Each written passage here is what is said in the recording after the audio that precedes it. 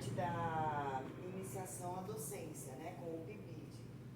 E nosso relato seria sobre os jogos e brincadeiras no ensino de educação infantil, né, um relato de experiência. Então teve algumas atividades que nós realizamos na escola e vou passar brevemente para vocês.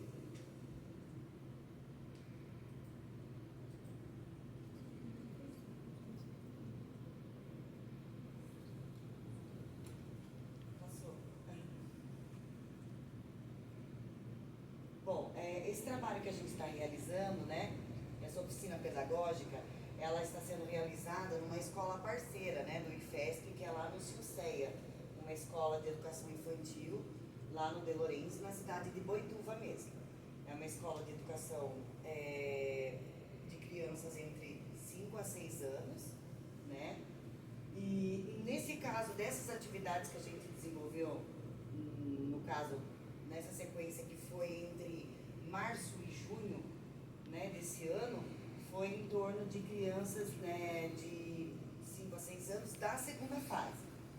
E aí nós desenvolvemos oficinas pedagógicas, né, e nessas oficinas a gente trabalhava com jogos e brincadeiras, contação de histórias e a musicalização.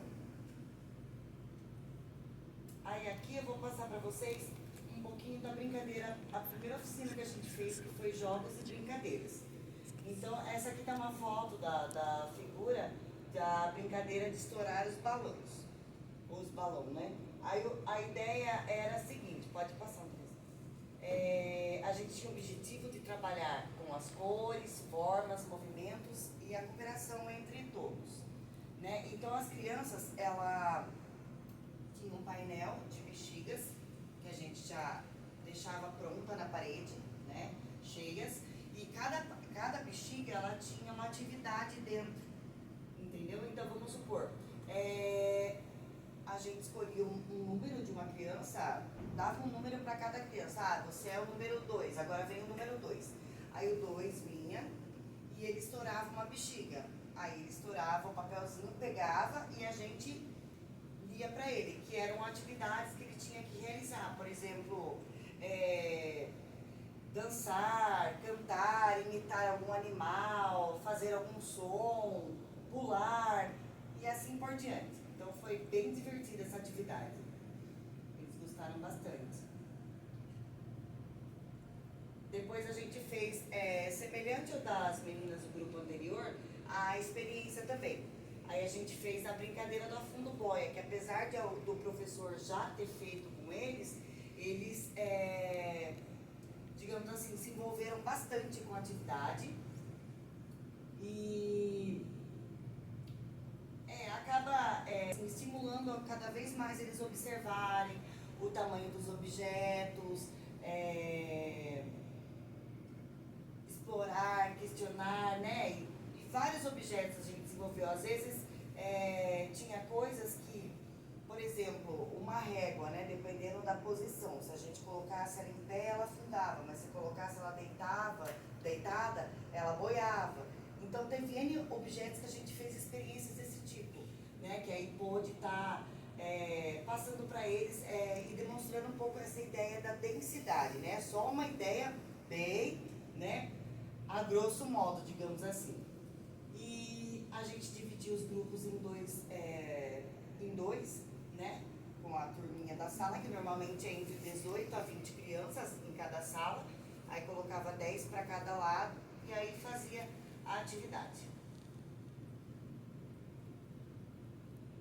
Aí agora a gente também desenvolveu a oficina da contação de história.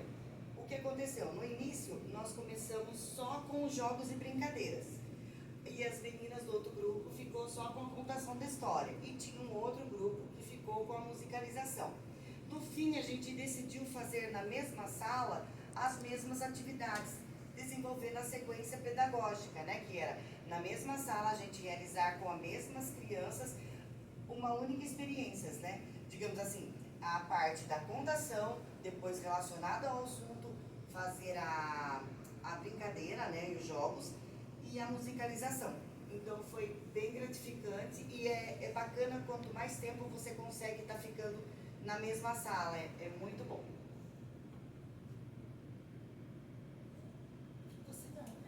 Meu nome é Andresa, né? Então, essa daí que a gente colocou coincidiu, né, que é a mesma atividade das meninas. Mas assim, somos, como ela falou, hoje nós estamos divididos em 3 grupos e cada grupo no começo cuidava de uma. Uma era contação de história, outra era musicalização e outros jogos de brincadeira. E nessa de contação de história, então os 3 grupos participaram, fizeram, né? Embora a atividade vai ser parecida, que nem a gente, eu também utilizei o fantoche para contar a história, só que cada um teve autonomia. Então, no nosso grupo, quando a gente foi contar para as crianças, a gente fez uma contação mais pausada, a gente foi fazendo assim de uma forma...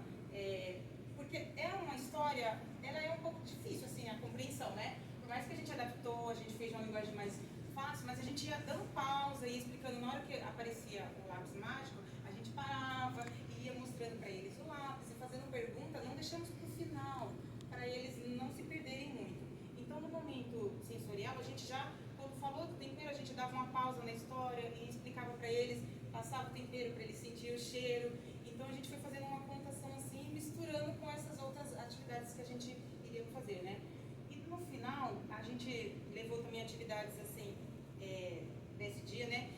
Porque o tema era Meninas Também Podem, que a gente estava trabalhando. Então, levamos atividades para ele que mostravam que as mulheres, né, desenvolveram alguma atividade. Perguntamos primeiro para eles se eles conheciam alguém, se eles tinham contato na família com alguém que... Porque, assim, às vezes, eles costumam ver a mãe dirigir, né? Tem uns que já não vê. Então, a gente foi instigando essas coisas nele. Depois mostramos para ele, fizemos umas caixas, assim, com profissões.